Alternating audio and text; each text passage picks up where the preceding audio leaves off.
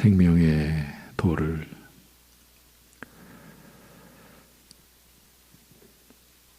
우리에게 가르쳐 주시고, 그렇게도 깨닫지 못하는 우리를 오래 참으시며 우리의 심령을 여시고 우리의 생각하는 능력과 마음의 근본을 변화시켜 주셔서 그 진리를 받도록 역사에 오신 우리 아버지 하나님, 오늘도 수요 예배로 드리는 이 시간, 그 은혜 안에 우리를 인도해 주옵시고 그 말씀의 진리를 받고 그로 인하여 땅에서 얻지 못할 하늘의 위로를 우리가 받고 그 은혜 안에서 또 산 소망을 확인하는 거룩하고 복된 이 예배 시간 되게 인도하여 주옵소서. 각자의 처소에서 살던 여러 가지 것으로 채워진 우리의 마음을 이 시간 성령께서 주장하여 주셔서 모든 염려, 근심, 힘든 부분도 다 주님께 맡겨드리고 주님께서 말씀으로 우리를 새롭게 하시는 그 은혜를 입을 수 있는, 그래서 우리의 생각의 근본적인 변화가 다시금 나타나고 확인되고 그로 인하여서 우리가 살아가는 목적과 방향을 하나님께서 우리에게 베풀어 주신 그 모든 은혜를 또 다시금 깨닫고 확인하는 이 시간 되게 하여 주시옵소서. 아버지 하나님, 우리가 하나님께 받은 은혜의 그 크고 기쁨을, 우리가 말씀의 지식을 받은 것이 얼마나 감사한 일이고 귀한 일이고 기쁜 일인가를 이 시간 체험할 수 있게 하여 주시옵소서. 모든 것을 주님께 의탁드리옵고 인도해 주시옵기를 바라오며 주 예수 그리스도의 이름으로 기도하옵나이다. 아멘.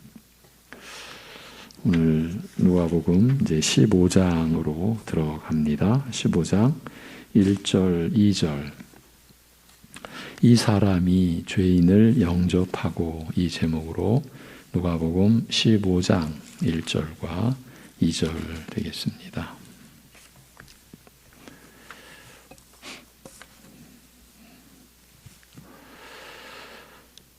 모든 세리와 죄인들이 말씀을 들으러 가까이 나아오니 바리새인과 서기관들이 수군거려 이르되 이 사람이 죄인을 영접하고 음식을 같이 먹는다 하더라. 아멘. 수요 예배 누가복음을 통해서 하나님의 나라, 천국이 어떠한 나라인지 계속해서 배우고 있습니다. 우리가 지금까지 가져왔던 천국에 대한 그 지식을 이와 같은 말씀으로 살펴야 하지 않겠습니까? 천국은 자기를 높이고 내세우는 자는 오히려 낮추고 배척하는 반면 자기를 낮추어 겸손한 자, 자신의 무가치함과 죄인됨을 깨닫는 자를 오히려 높이는 나라요.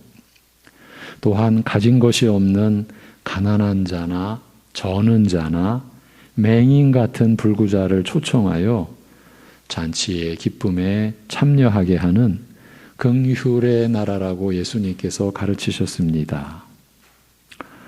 스스로 교만하여 천국으로 부르시는 초청을 거절하는 자들에게 경고하시기를 너희가 무가치하다고, 밭이나 소나 가족보다 아내보다 가치가 없다고 외면한 이 천국을 너희가 멸시하는 영적 거린들과 불구자들에게 주실 것이요, 울타리 밖에 있는 이방인들을 불러 저들로 천국에 들어오게 하려니와 너희들은 이 천국 잔치의 기쁨을 결코 맛보지 못하리라고 하셨습니다.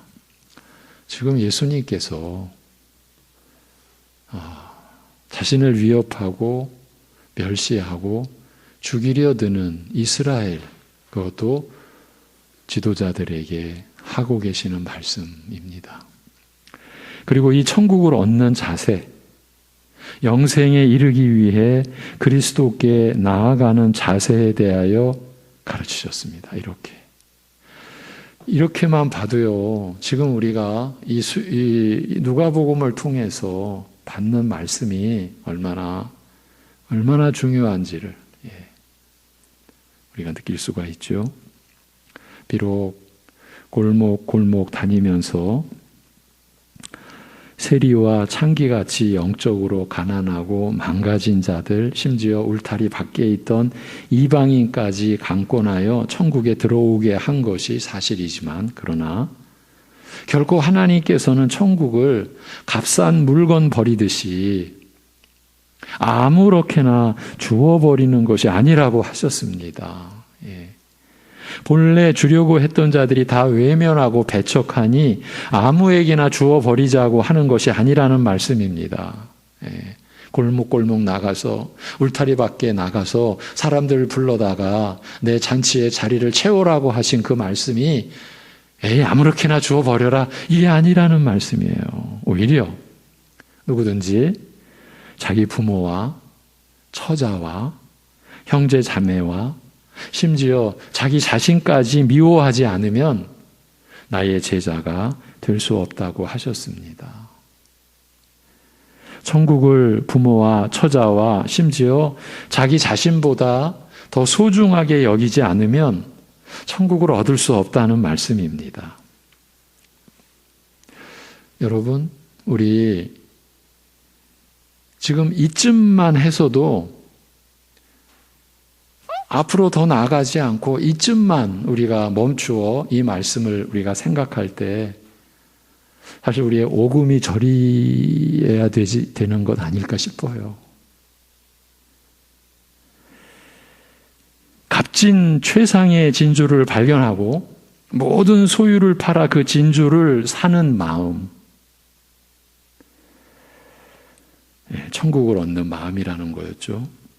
밭에서 보물을 발견하고 모든 것을 팔아 그 밭을 사는 농부의 그 믿음을 가진 자만이 천국을 얻을 수 있다는 말씀입니다. 천국은 그 가치를 깨닫고 세상에 무엇보다 귀중하고 소중하게 여기는 자에게 주어지는 나라인 것입니다. 우리가 지난 시간에 그 이전 시간부터 쭉 나눠왔던 내용입니다. 예수님께서 또 말씀하시기를, 이제 결정적이죠. 자기 십자가를 지고 내 뒤를 따르지 아니하면 나의 제자가 될 수 없다고 하셨습니다. 그리스도께서 걸으신 십자가의 길을 따라 걷지 않으면, 이와 같이 자기를 부인하지 않으면 천국에 들어갈 수 없다는 말씀입니다. 그리스도의 이름을 인하여 핍박과 환난을 당할 때에도 변함없이 그리스도를 따를 것이 요구되며 경우에 따라서는 이 때문에 목숨을 잃을 수도 있다는 뜻입니다. 천국은 자기를 부인하고 그리스도를 따라 십자가를 지는 믿음이 아니면 얻을 수 없다고 말씀하신 다음 두 가지 비유를 들어 그리스도 안에서 천국을 얻는다는 것이 무슨 뜻인지 깊이 숙고할 것을 말씀하셨습니다. 깊이 헤아려 생각할 것을 말씀하셨습니다. 망대를 건축하려면 완공 때까지 소용될 비용을 미리 계산하여 넉넉히 준비해야 중도 포기하여 웃음거리가 되는 일을 면할 수 있으며, 전쟁을 시작하기 전에 먼저 나의 능력과 힘을 미리 잘 헤아려 보아야 과연 내 힘으로 이길 수 있는지 잘 헤아려 보아야 패배하여 망하는 일을 피할 수 있는 것처럼 천국이 무엇인지, 또 천국을 얻기 위해서 치러야 할 값이 무엇인지 잘 헤아려 보아야 한다라고 하셨습니다. 이것이 예수님의 가르치신 말씀이었어요. 이어 말씀하시기를요, 자기 모든 소유를 버리지 아니하면 나의 제자가 될 수 없다고 하셨습니다. 앞에서 망대의 비유, 전쟁의 비유, 천국이 무엇인지, 천국을 얻기 위해서 치러야 할 값이 무엇인지 깊이 헤아려 숙고해보라, 잘 헤아려 보아야 한다고 하셨는데, 이어 자기 모든 소유를 버리지 아니하면 나의 제자가 될 수 없다라고 하셨어요. 그리스도의 제자, 그를 믿고 따르는 자가 되기 위해서는 그 안에서 영생의 천국을 얻기 위해서는 자기의 모든 소유를 버려야 한다는 말씀입니다. 단순히 물질적 소유에 대한 욕심과 세상을 향한 야심을 버리는 것이 아니라 더 근본적으로 자기 자신을 버려야 하는 것, 자기 자신을 버려야 한다. 이 가르침의 말씀이었어요. 자신에 대한 신뢰, 나는 그래도 이만하면 하나님 앞에 설 수 있으리라는 그 자기 신뢰, 그 헛된 자기 신뢰를 버려야 하는 것입니다. 이제 이 부분이 자기 부인의 그 신앙의 그 요점이 설명되어지는 내용이죠. 자신의 악함과 부패한 실상을 깨닫고 하나님 앞에서 전혀 무가치한 자요 불의한 자임을, 의가 없어 참 생명에 이를 수 없는 자임을 인정해야 하는 것입니다. 이것을 참되게 고백해야 하는 것이죠. 나 스스로는 천국을 유업으로 얻을 수 없는 죄인임을 고백하여야 하는 것입니다. 이와 같이 자신을 철저히 부인하는 가운데 자신을 오직 주의 은혜와 긍휼에 맡기며 구원해 주시기를 구해야 하는 것입니다. 더 나아가서 주의 긍휼을 입어 구원받은 새 사람으로서 자신의 전부를 주의 뜻에 맡기는 헌신의 믿음으로 살아가야 하는 것입니다. 여러분, 지금 이러한 이 짧은 이 천국에 대한 말씀과 천국을 얻는 자의 그 중심 자세에 대한 이 말씀을 우리가 나누는 이 내용만 갖고도 우리가 자신을 내세우거나 자기를 드러내거나 그렇게 할 수가 있습니까? 예. 자기 자신을 버려야 한다. 내가 이만하면, 그래도 내가 이만하면, 이제 이럴 때, 그래도 내가 우리 교회 안에서 비교해 보면, 그래도 나 정도 하면, 하나님 앞에 설 수 있는 것 아니야? 이 자기 신뢰, 여러분, 이게 있으면 안 됩니다. 이게 있으면요, 우리는 그리스도의 은혜를 정말 욕되게 하는 겁니다. 그리스도께서 그 죽으셔야 했던 그 은혜를 능멸하는 거예요, 사실은요. 이것이 느껴져야 되는 거죠. 이것이 믿어져야 되는 거죠. 그래도 나 정도 되면, 이거는 안 되는 겁니다. 하나님 앞에서 내가 전혀 무가치한 자다. 나 스스로는 천국을 유업으로 얻을 수 없다. 그런 차원에서 내가 죄인이다. 이렇게 자신을 철저히 부인하는 가운데 오직 주의 은혜와 긍휼에 자신을 맡겨 구원해 주시기를 구해야 하는 그 자세가 천국을 얻는 자세라는 것을 가르쳐 주신 거예요. 오늘 말씀을 보면 천국에 관하여 이와 같이 가르치시는 예수님의 말씀을 듣고 모든 세리와 죄인들은 예수님에게 가까이 나아왔으나 바리새인들과 서기관들은 마음이 편치 않아 수군거리며 불평하였다고 기록하고 있습니다. 오늘은 이 내용만 우리가 보는 거예요. 이러한 반응은 당연한 것이었어요.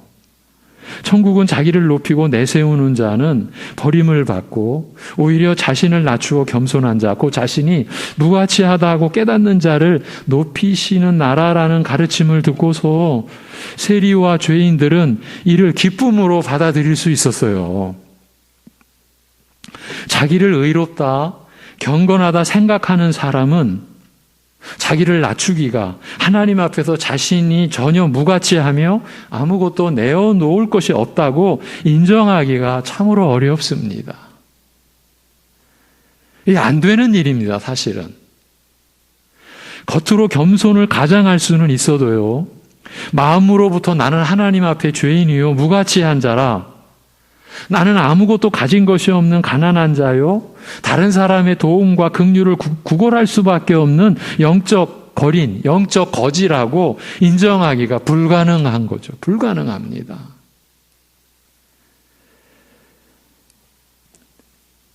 사실은 성경의 역사, 이스라엘의 역사가 바로 이 사실을, 인간이 이럴 수밖에 없다라는 사실을 수천 년의 역사로 증명해 준 족속이 이스라엘 아니겠습니까? 그리고 예수님 앞에 있는 지금 서기관 바리새인들, 경건하기로 오는 2등이 서러운 바리새인들, 율법의 교사, 성경의 지식으로는 누구도 따를 수 없는 서기관들, 지금 그들이 하나님 앞에서 자신이 무가치하다고, 자신이 무익한 종이라고 인정할 수 있겠습니까? 자신을 그렇게 내어놓을 수가 있겠습니까, 여러분?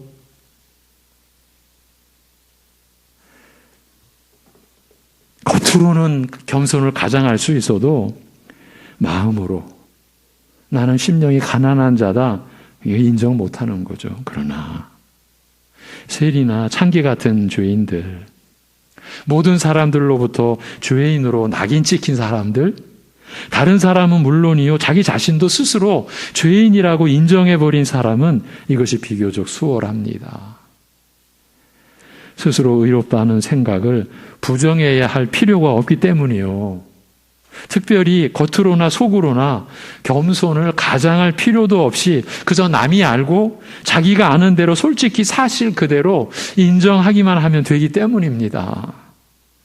사실 세리가 성전에 올라가서 하나님 앞에서 나는 죄인으로소이다라고 고백할 때 특별히 어떤 대단한 깨달음이나 생각의 전환이 필요한 것은 아니었습니다. 있는 그대로 남도 나를 죄인이라 하고 나도 죄인이라고 인정할 수밖에 없는 자기 처지를 마음속으로 괴로워하며 부끄러워해 왔던 자기 모습을 그대로 고한 것이기 때문입니다. 물론 이것 자체가 은혜로 되어지는 일인 것은 또 분명합니다. 모든 세리, 모든 창기와 같은 죄인들이 다 이 은혜에 참여한 건 또 아니에요. 이 역시 은혜로 되어지는 일입니다. 비록 창기나 세리와 같이 망가진 인생이라 할지라도 스스로 죄인임을 인정하는 일은 극히 드물며, 다만 은혜로만 가능하기 때문입니다.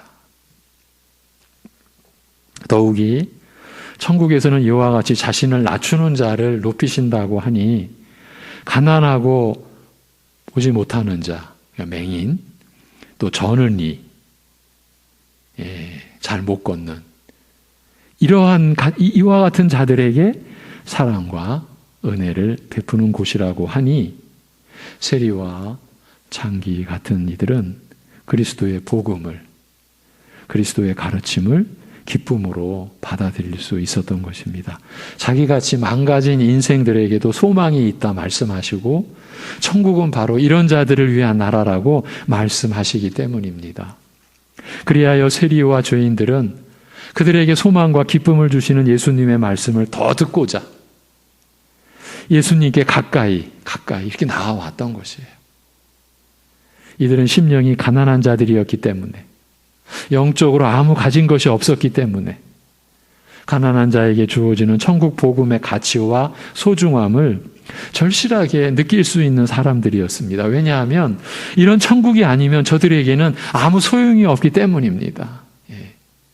천국이 높은 자, 자신을 내세울 수 있는 자, 사람들에게 다 인정받는 자, 어디서나 자기 자신을 신뢰하는 것을 내세워서 사람들에게 인정받을 수 있는 그런 사람들에게 천국이 주어진다라고 했을 때 이 세리와 창기 같은 사람들에게 그런 천국은 아무 소용이 없기 때문이었어요. 그러나 영적으로 아무것도 가진 것이 없는 자들에게 주어지는 천국 복음의 가치와 소중함은 저들에게는 다시 없는 기회였죠. 그렇지 않았겠습니까? 이런 천국이 아니면 저들에게 소망을 줄 수 없기 때문에 저들은 이 천국의 가치와 소중함을 깨닫고 간절한 마음으로 사모하였던 것입니다.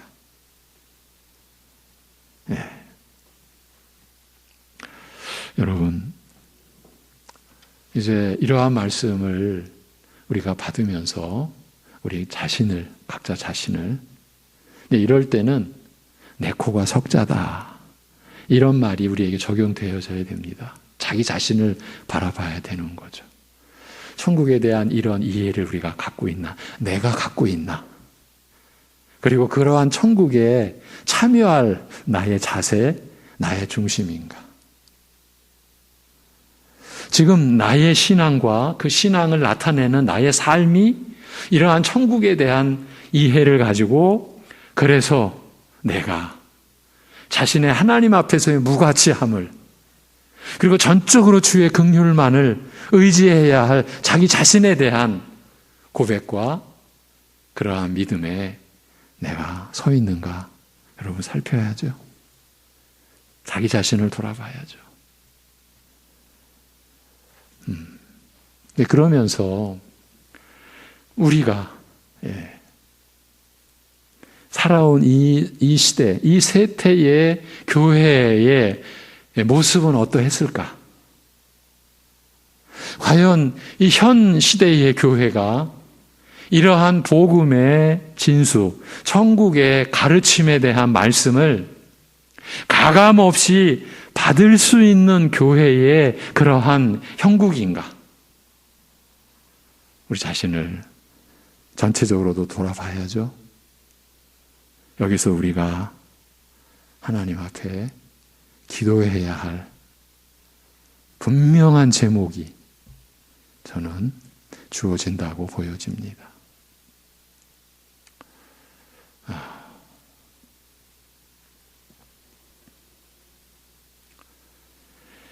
그러나 이러한 천국 복음이 스스로 의롭고 경건하다 자처하는 바리새인들과 서기관들에게는, 특히 스스로 의를 행하여 자기 의로서 영생에 이르고자 하는 이들에게는 심정적으로만 아니라 이성적으로도 교리적으로도 받아들이기가 매우 어려웠습니다. 아니, 어려운 정도가 아니라 불가능했습니다.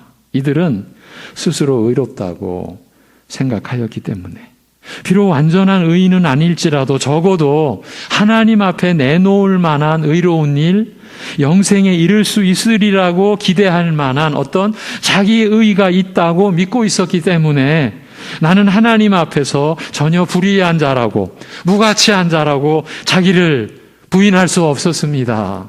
자기 신뢰를 포기할 수 없었습니다. 자기 사랑을 내놓을 수가 없었어요. 계속 움켜쥘 수밖에 없었던 거죠.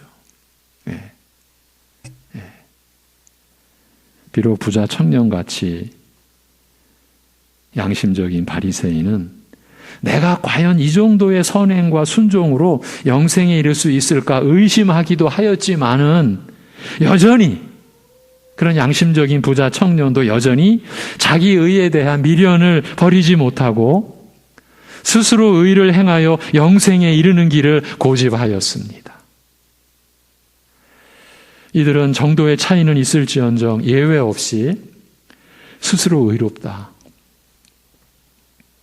내가 이루어 놓은 의가 있다고 생각하였기 때문에 나는 전혀 의가 없는 사람이라, 나는 하나님 앞에 죽을 수밖에 없는 죄인이요 소망이 없는 자라, 나는 전혀 무가치한 자라, 나는 영적으로 파산한 자라는 사실을 인정할 수가 없었습니다. 저는 이게 두려운 거예요. 내 안에 이런 요소가 혹시 있지는 않는가? 저 개인적인 이런 얘기 제가 잘 안 하는데 오늘 새벽 예배 말씀 나누고 그 기도하는 그 시간에 본문은 다르고 로마서와 히브리서를 보는 내용이었는데 자꾸 제 심령 안에 은혜를 거스르는, 은혜를 적대시하는 요소가 자꾸 드러나는 그런 괴로운 고백. 하나님 아버지, 저 이러면 안 되는데요. 예. 마치 내놓을 의의가 있는 것 같은 그런 마음의 움직임이 저를 괴롭혔어요. 두려움이었죠. 주여, 저를 이대로 두시면 아니 됩니다. 무엇을 내놓을 수가 있겠습니까? 여러분, 지금 바리새인들과 서기관들은요, 나는 하나님 앞에 죽을 수밖에 없는 죄인이요 소망이 없는 자라. 나 스스로는 나는 전혀 무가치한 자라. 나는 영적으로 파산한 자라. 이 사실을 인정할 수가 없었던 사람들이에요.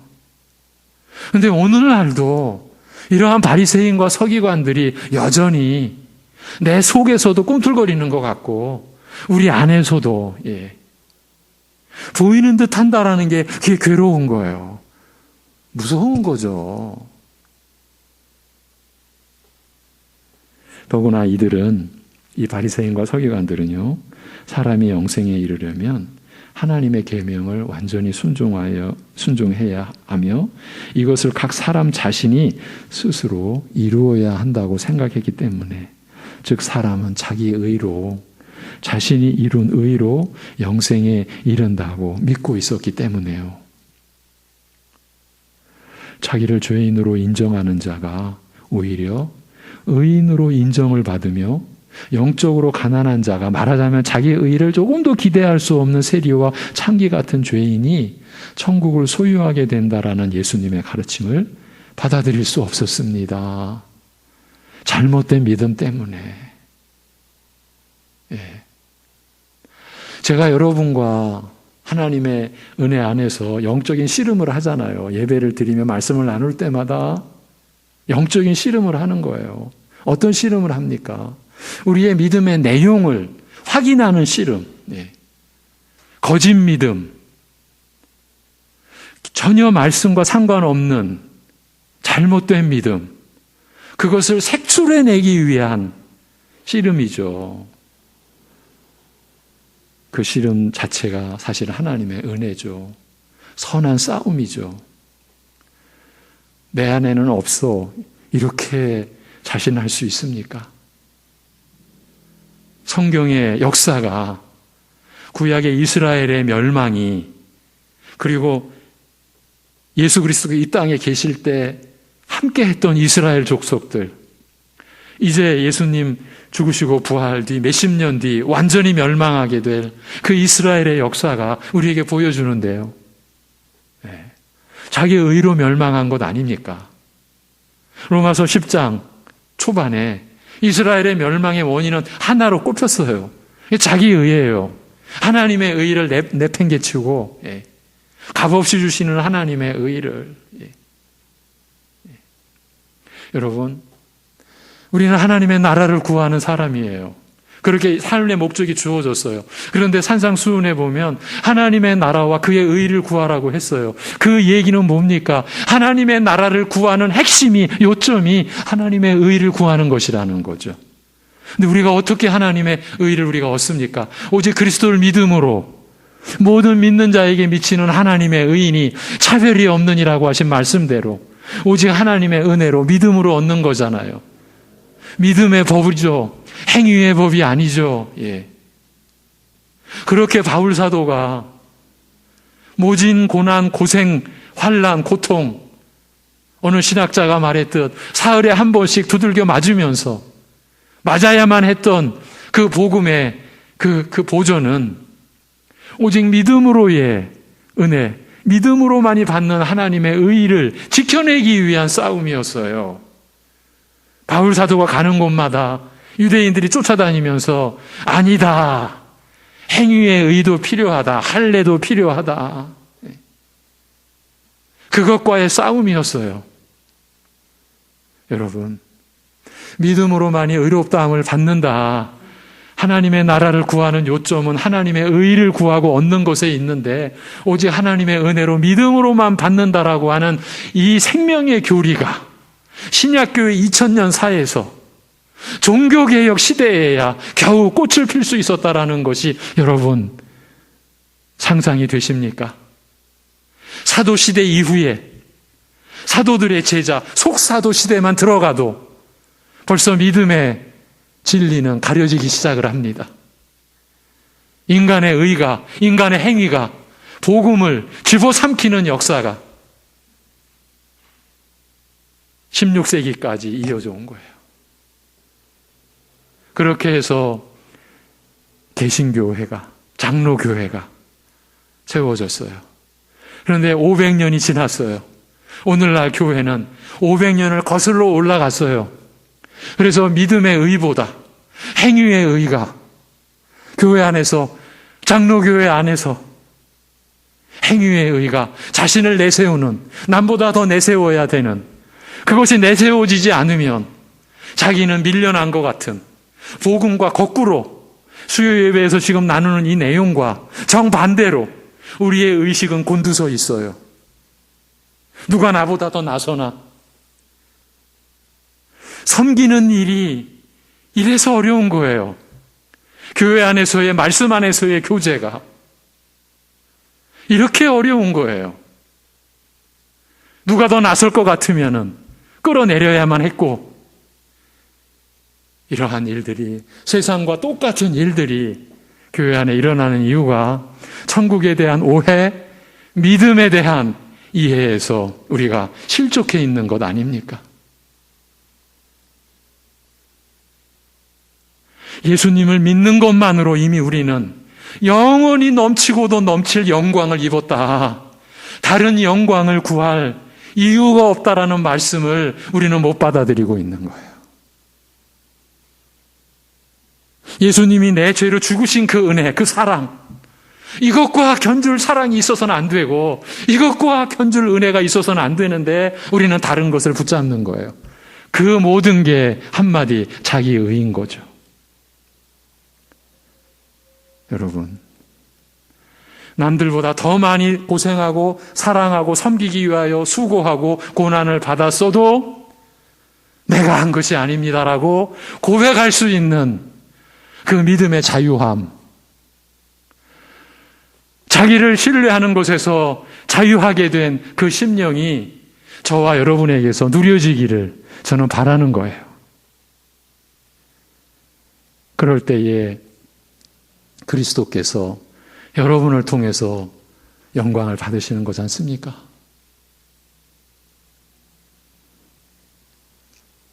여러분, 바리새인들과 서기관들의 잘못된 믿음, 율법으로는 죄를 깨닫도록 하신 그 하나님의 유일한 그 목적을 저들은 비웃고, 우리는 율법으로 의를 이룰 수 있고 그래야만이 천국을 소유할 수 있다, 그렇게 믿는 잘못된 믿음 때문에 자기를 죄인으로 인정하는 자가 천국을 소유하게 된다는 예수님의 가르침을 받아들일 수 없었던 거예요.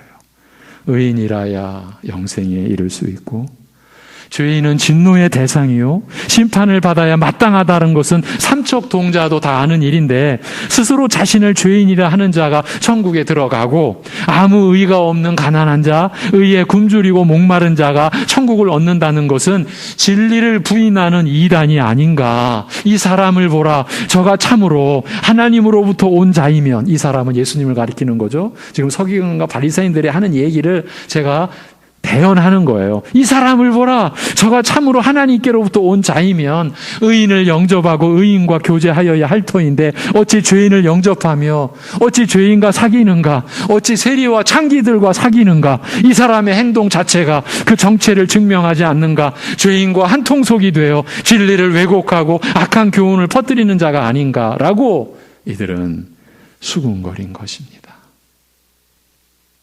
그러나 천국은 스스로 죄인이라 고백하는 자가 들어가며 아무 의가 없는 죄밖에 없는 가난한 자가 천국을 소유할 소망을 가질 수 있는 그런 나라라는 예수님의 가르침 이면에 있는 깊은 뜻을 이들은 깨닫지 못하였습니다.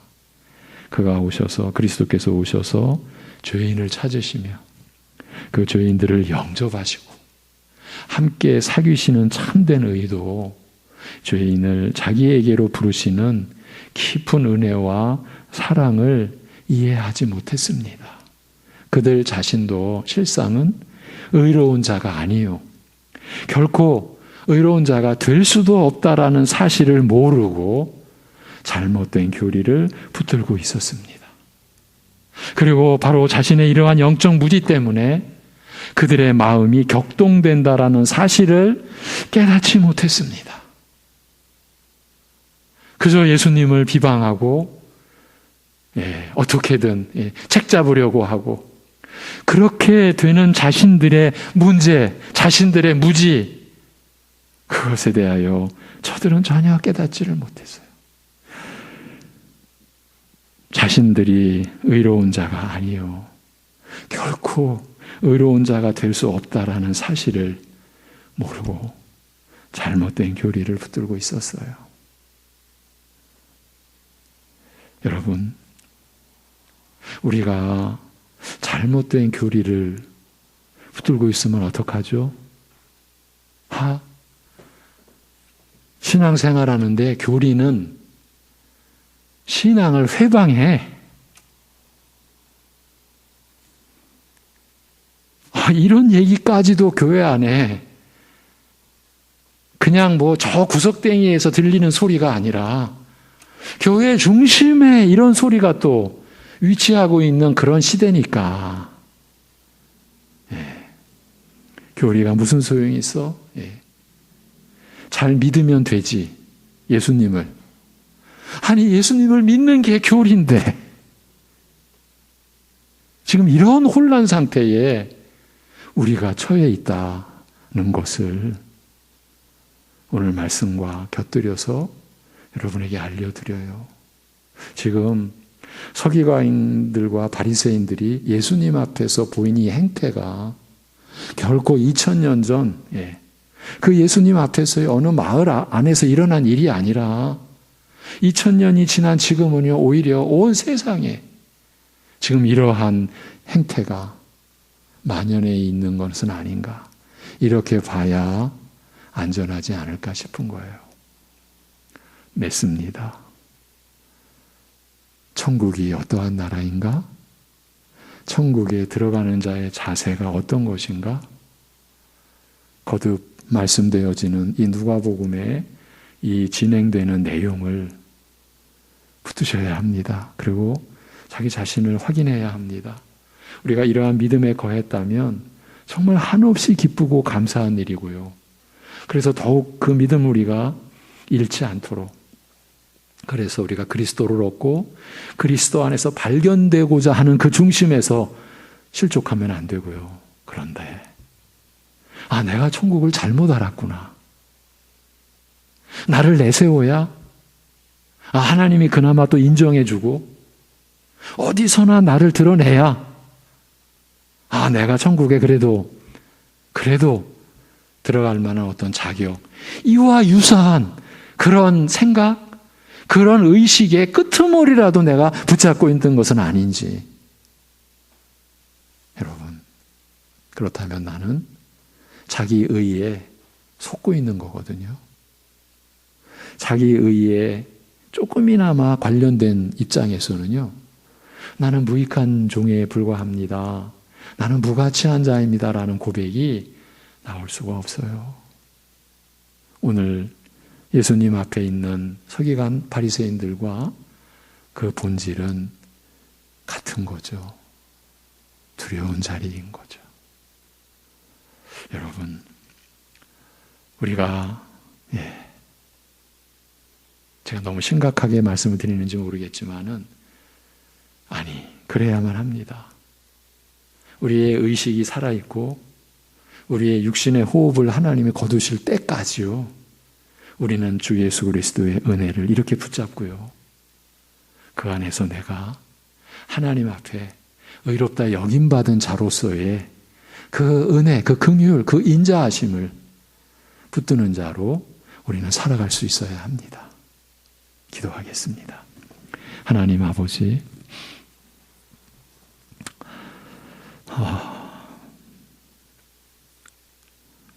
우리를 너무나 사랑하시고 또 긍휼히 여겨주시고 오래 참아주심을 감사합니다.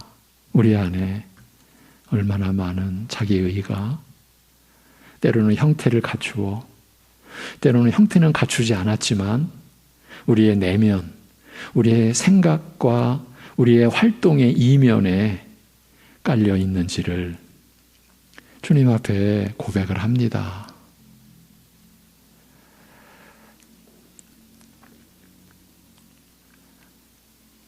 주님의 은혜로 우리의 영혼이 깨끗하게 되어서 우리가 거짓 없이 형제 사랑하기에 이르렀는데 그렇게 우리가 서로 섬기는 기쁨, 사랑하기 위하여 수고하고 때로는 희생까지 하면서도 그저 감사하고 기뻐하지 못하는 우리의 모습 속에서 바리새인들이 결코 놓지 못했던 자기의, 서기관들이 필사적으로 움켜쥐어야 했던 자기의가 우리 안에도 분명히 숨어 있음을 고백하지 않을 수가 없습니다. 하나님 아버지, 그러기에 담대하게 나아갑니다. 오직 하나님의 긍휼히 여겨주심을 바라고 나아가오니 우리를 고쳐주시옵시고 우리의 내면을 비춰주셔서 어둠에 가리지 않게 하여 주시고 우리 자신을 보게 하여 주옵시고 하나님 앞에서 진정으로 자신은 무가치한 자임을 오직 하나님의 긍휼과 은혜로만이 내가 새 사람 된 그것을 고백하고 그것을 붙들 수 있는, 그래서 자기를 신뢰하는 그 어떤 여지도 남겨놓을 수 없는 그러한 고백 속에, 그리고 그러한 믿음 속에 우리를 세워 주옵시기를 간절히 구하옵나니 우리를 이대로 버려두지 마옵시고 우리에게 은혜를 베풀어 주시옵소서. 아버지 하나님, 우리가 이렇게 살아있는 것이 하나님께서 우리로 하여금 회개할 기회를 주신 것임을 우리가 생각할 수 있게 도와주시옵소서. 하나님께서 뜻하신다면 이 순간 그대로 우리의 육신의 호흡을 끝내실 수 있는 하나님의 전능하심이 우리에게 호흡을 연장해 주고 계신다라고 하는 생각을 할 수 있게 하여 주옵시고, 그래서 내가 하나님 앞에 이 말씀에 붙들리고 회개할 수 있는 기회를 주시는 그 하나님의 오래 참으심의 긍휼과 사랑 앞에 우리 함께 나아갈 수 있게 인도하여 주시옵소서. 아버지 하나님, 많은 여러 가지 영적인 혼란 가운데서도 육적이면서도 여러 가지 어려움과 고통과 힘든 일들이 있습니다. 내일도 우리 사랑하는 가족 중에 오랜 또 수술을 받아야 하는 가족이 있습니다. 하나님께서 그 오랜 시간 수술해야 하는 그 모든 과정 살펴주시고 붙잡아 주시고 은혜 베풀어 주셔서 온전히 수술이 마쳐지고 회복되어지도록 역사하여 주시옵소서. 이 모든 것을 주님께 의탁드리옵고 주 예수 그리스도의 이름으로 기도하옵나이다. 아멘.